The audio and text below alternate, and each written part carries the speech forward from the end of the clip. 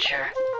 Hey, remember those lists we did about false facts you probably believe? Well, guess what? There are more! Adam Blompier did the last two, but since I've killed him and am now wearing his face, let's just jump straight in, shall we? I'm Ben from Whatculture, and here are 10 even more false facts you probably believe. Look, I know the title makes no grammatical sense, but we chose a naming convention for these videos which would inevitably backfire, so please, just support me on this. Number 10. Vitamin C is an effective treatment against the common cold. No, actually, it's not. While nobody's arguing that vitamin C is bad for you, there's been much research into the perceived benefits of vitamin C in combating the good old common cold. To date, there's been little, if any, evidence uncovered to support the use of vitamin C at the onset of a cold to reduce length, severity, or frequency of colds. In 2007, researchers interrogated 6 decades worth of data from clinical research and concluded that vitamin C, when taken at the onset of a cold, does nothing to reduce the duration or the severity of the cold.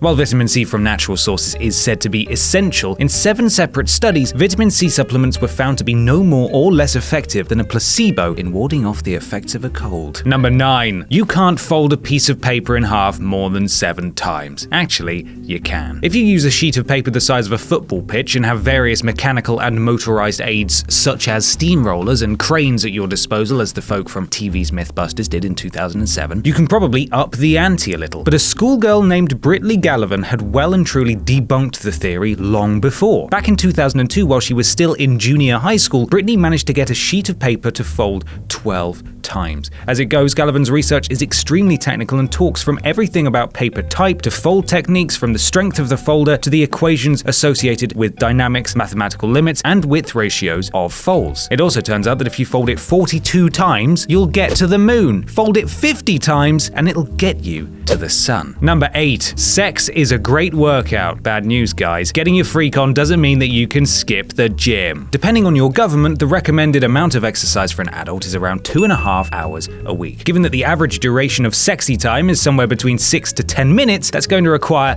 a lot of sexy time. And given that fewer than half of married couples have sex more than 3 times a week, this seems a little unfeasible. On top of all this, doing the bone dance, who wrote this, doesn't actually burn as many calories as you'd hope. One study estimated that most healthy men burn around 4 calories per minute. So, for those playing along at home, that's just an average of 40 calories. That's like half an apple. Better get the running shoes on then, particularly given that slouching off to the gym every now and then makes you more likely to get a bit of action anyway. Go get 'em, Tiger. Number 7. Puberty doesn't start until your teens. Look, I mean, technically, it doesn't, with some early developers beginning their agonizing journey into puberty before their teens, but get a load of this madness. Female newborns can sometimes menstruate courtesy of what is known as pseudomenstruation within the first week of life. When babies are in the womb, they are bathed in high levels of the female hormone estrogen from the mother, but after birth, these levels quickly take a dive. In adult women, the sudden drop in estrogen during the menstrual cycle is what triggers a period, and the same happens in some babies, which must be absolutely bloody terrifying for parents who aren't aware of the phenomenon. Number 6. Different parts of your tongue detects different tastes. No, they don't. Well, yes they do, but in the context of the belief held by most people who use this statement, it's actually not correct on 2 crucial points. Firstly, it suggests our tongue can only detect 4 tastes: sweet, sour, salty, and bitter. And secondly, it claims the receptors for each of the taste senses are located at specific points on every tongue, but the reality is more chaotic but decidedly cleverer. Our tongues contain up to 10,000 taste buds, each containing pores with taste receptors. Each receptor has a mechanism for detecting chemicals in our saliva, which tells us what something tastes like, and these cells are exactly the same all over our tongues. Whenever saliva containing food chemicals makes contact with any of these receptors on whatever surface inside our mouths, its flavor will be detected. The myth is based on the original tongue map, which was itself the result of a badly translated 1901 German publication called The Psychophysics of Taste. Not only was the tongue map flawed from the get-go, it became even less relevant in 1908 when science established that umami, a savory or meaty flavor, was indeed the 5th taste. Number 5. Slaves built the pyramids. No, they didn't. Not Jewish slaves, not even Egyptian slaves. It was long thought to be inconceivable that anyone could have voluntarily become one of the thousands of people required to construct these enormous and complex ancient Egyptian structures, but in the early 1990s, it became apparent that they had been. Enough archaeological evidence has been uncovered around the Great Pyramid alone to show that the men working on its construction, estimated to be around 10,000 of them over a 30-year period, were allocated comfortable accommodations, were fed meat at least weekly, had good medical care, and were more than likely well remunerated for their work, and were given honorable burials in stone tombs close to the base of the pyramid when they died. It seems likely the majority of them were recruited from poor farming communities on a roughly 3-monthly rotational basis, with many coming to the pyramids when their farms had been flooded by seasonal rains. Number 4. Crying like a baby. As much as we might associate babies with crying, it turns out that newborns don't actually produce tears, even though they make crying sounds. This is because they're born with underdeveloped tear ducts that can only produce enough fluids to keep their eyes moist, and they'll only cry real tears after about 3 to 12 weeks. I suppose